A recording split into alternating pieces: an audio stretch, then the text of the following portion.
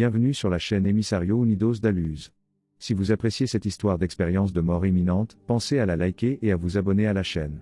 Commençons maintenant par l'histoire. Quand j'avais 18 ans, je jouais au football pour l'équipe de l'école. Cette année-là, nous avons remporté le championnat et pendant le reste de l'année, nous avons célébré notre victoire, et c'est lors d'une de ces célébrations que j'ai eu mon émie, ou expérience hors du corps. Le jour de mon émie, j'ai ressenti un étrange pressentiment lorsque j'ai pensé à assister à cette fête. C'était comme si quelque chose ou quelqu'un me disait de ne pas y aller, et rétrospectivement, j'aurais aimé écouter cette voix. Ce jour-là de la fête, alors que j'avais hâte de me présenter, Dan, un de mes amis, contactait tout le monde pour les inviter à la fête. Dan était un grand type dans tous les sens du terme, et c'était ce que l'on pourrait décrire comme un ivrogne de mauvaise humeur, et c'est à cause de son mauvais caractère que les ennuis se sont précipités cette nuit-là. Avance rapide jusqu'à la nuit de la fête. Nous étions tous là en train de discuter avec les autres gars de notre équipe lorsque j'ai entendu du bruit près de la porte d'entrée. Quand je me suis tourné vers le chahut, j'ai été déconcerté de voir Dan regarder un gars qu'aucun de nous ne connaissait. Pendant que Dan suppliait le gars de prendre le premier coup, j'entendais une voix dans ma tête me mettant en garde de ne pas m'impliquer. Kyle, reste en dehors de ça, ai-je entendu la voix dire, mais j'étais tellement habitué à mettre fin aux querelles que Dan provoquait dans son état d'ébriété que j'ai ignoré l'avertissement de la voix.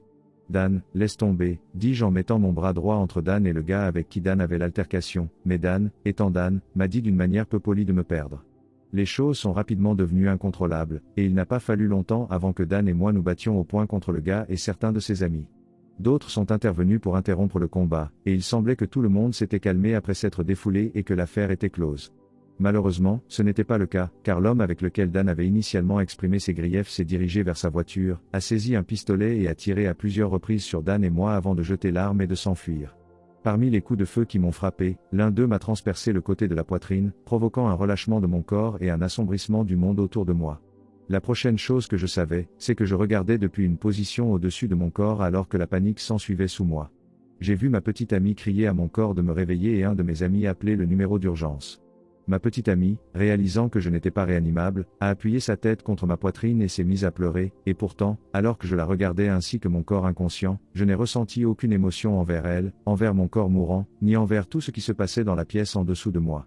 À l'époque, je ne comprenais pas pourquoi ce corps, que je considérais à ce moment-là comme un vêtement dont je venais de me dépouiller, se battait pour rester en vie. Quelque temps plus tard, les secours sont arrivés. J'ai 3 blessures par balle. 2 dans la partie supérieure de la cavité thoracique et une dans la région supérieure du biceps. Je vais l'intuber sur le terrain. Nous devons emmener cet enfant à l'hôpital immédiatement parce qu'il a un poumon effondré, a dit l'un des ambulanciers à l'autre pendant qu'il s'occupait de moi. Ensuite, les ambulanciers m'ont transporté jusqu'à l'ambulance sur une civière.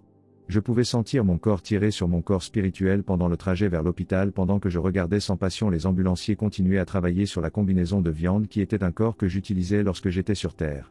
J'ai un homme de 18 ans avec plusieurs blessures par balle. J'ai une sonde endotrachéale, mais cet enfant a probablement un poumon effondré. Vous voudrez peut-être qu'une équipe de traumatologie soit prête, a-t-il entendu dire à l'un des ambulanciers. Communiqué à l'hôpital. C'est alors que le cœur a cessé de battre dans le morceau de chair qu'était mon corps, et au moment de sa mort, j'ai pu sentir ma forme spirituelle accélérer à la vitesse de la lumière à travers un tunnel de nuages éclairé par une source de lumière qui était plus brillant que le soleil. Cela doit être ce que ça ferait d'être attiré vers le haut par une tornade, pensais-je en accélérant dans le tunnel. Alors que j'atteignais ma destination, j'ai été accueilli par le plus beau chœur de voix angéliques chantant leur chant d'ange. Alors que je commençais à me rapprocher de la source de la musique, j'ai pris conscience de la présence la plus douce, la plus belle et la plus aimante, et c'est alors que j'ai vu qui j'ai reconnu être Jésus-Christ. Au moment où j'ai fait l'expérience de l'amour et de la paix immense de Jésus, j'ai su que je voulais rester avec lui pour toujours. C'était un amour d'une beauté indescriptible qui émanait de lui, et c'était le plus heureux que j'ai jamais ressenti. L'ampleur de son amour est vraiment inconcevable, tout comme le bonheur que j'ai éprouvé lorsque mon esprit attirait son amour. Alors que je le voyais avec une crainte et une révérence sincère, Jésus, l'incarnation de l'amour divin, s'est approché de moi dans sa longue robe blanche. Avec ses yeux verts, ses cheveux bouclés et sa barbe taillée, Jésus était beau, mais la beauté de l'amour divin qu'il dégageait élevait cette beauté à un niveau qui ne peut être exprimé par des mots. Bonjour James, salua-t-il, indiquant dans son ton que nous étions de très vieux amis. Non, mon fils, tu n'es pas mort. Tu es entre les mondes, a-t-il expliqué en répondant à la question la plus importante dans mes pensées. Entre les deux ? Que veux-tu dire ? J'ai demandé. Oui, mon fils. Tu es ici pour prendre une décision. Tu n'as pas encore pris la décision parce qu'il y a des choses qui te maintiennent attaché à cette vie sur Terre, a-t-il expliqué. Je savais ce qui me retenait, mais je savais aussi à quel point j'avais envie de rester avec Jésus. Que se passe-t-il si je reste ? Ai-je demandé par télépathie. Mon fils, si tu restes, tu viendras vivre avec moi et mon Père au paradis, répondit-il. Et si je décide de rentrer? J'ai demandé. Jésus sourit et dit, tu rendras heureux beaucoup de gens, surtout ceux qui ne sont pas encore nés. C'est alors que 3 enfants sont apparus devant lui, et même si je ne savais pas qui étaient ces enfants à l'époque, ils m'ont tous appelé papa. Quand j'ai vu ces enfants, j'ai su à ce moment-là que je devais rentrer. J'ai fait mon choix, Seigneur, ai-je communiqué à Jésus? Très bien, mon fils, mais il y a autre chose que je dois te montrer avant de te renvoyer. La terre traverse beaucoup de changements et tu dois savoir ce qui va arriver, dit-il. Il a transmis son intention, que j'ai commencé une révision de ma vie, et au cours de cette révision, j'ai passé en revue les choses que j'avais faites au cours de ma vie dont j'étais fier, et j'ai passé en revue les choses que j'avais faites dont je n'étais pas si fier. L'examen de ma vie m'a donné l'occasion de ressentir les réactions émotionnelles de tous ceux avec qui j'avais interagi, de telle sorte que j'ai pu ressentir leur douleur ou leur exaltation. J'ai ressenti le chagrin de ceux dont j'avais brisé le cœur sans remords et le mal que j'avais causé. Avec mes paroles insensées et irréfléchies. Au cours de l'examen, je me suis jugé comme une personne assez horrible, mais Jésus ne m'a pas jugé ou réprimandé une seule fois. À la fin de l'examen de ma vie, on m'a montré mon avenir et celui de la terre.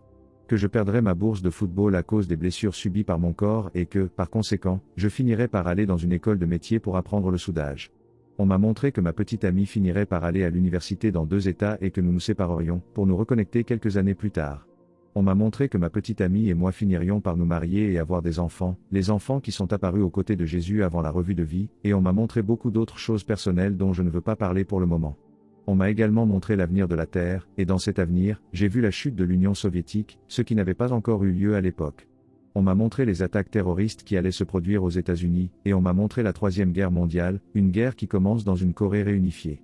J'ai vu le monde se reconstruire après la 3e guerre mondiale, et j'ai vu le monde devenir beaucoup plus pacifique et dans lequel les pays ne se disputaient plus les ressources naturelles comme le pétrole. Pourquoi tu me montres ça? J'ai demandé à Jésus, ce à quoi il a répondu, parce que tu as besoin de savoir ce qui t'arrivera à ton retour. Soudain, je me suis retrouvé à l'arrière de l'ambulance, réuni avec mon corps. Je pouvais goûter le sang dans ma bouche et la douleur brûlante des blessures que j'avais subies.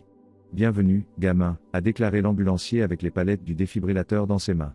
N'essayez pas de parler ou de bouger, nous sommes presque à l'hôpital, nous a conseillé le secouriste, et lorsque nous sommes arrivés à l'hôpital, nous avons été accueillis par une équipe de chirurgiens traumatologues. L'un des chirurgiens était étonné que je sois encore en vie, sachant qu'il y avait une blessure par balle dans mon poumon droit qui avait provoqué son effondrement. Il m'a fallu un certain temps pour récupérer, et pendant cette période, j'ai vu l'Union soviétique s'effondrer, tout comme Jésus me l'avait montré.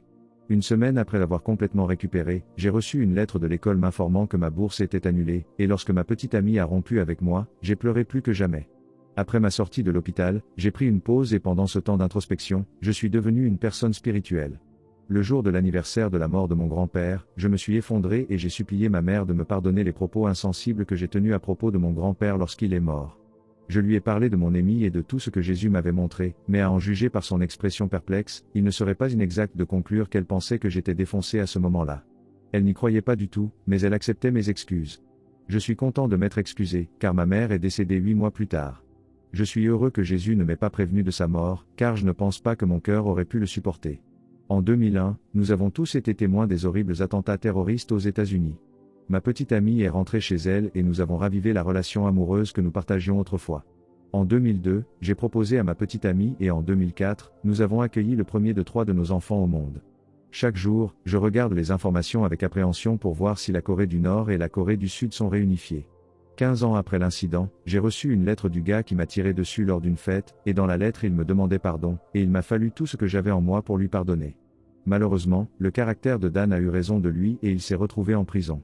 Cela fait 20 ans depuis mon ami, et lorsque j'ai raconté mon expérience à ma femme, elle a ri, reléguant l'expérience au royaume du fantasme.